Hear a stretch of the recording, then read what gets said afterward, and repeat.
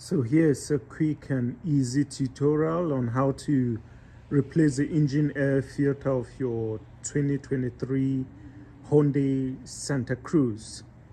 And right in here, you do have the compartment to the air filter.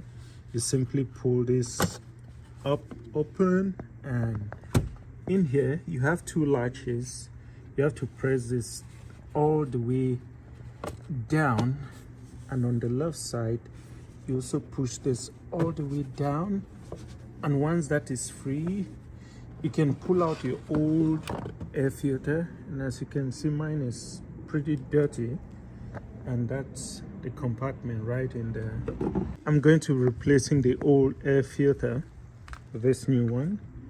So this slides right in, and now we put this latch back up in place on the left side, and then also on the right side to put this up in place, and it's all tight and in place, and close it, and that's it.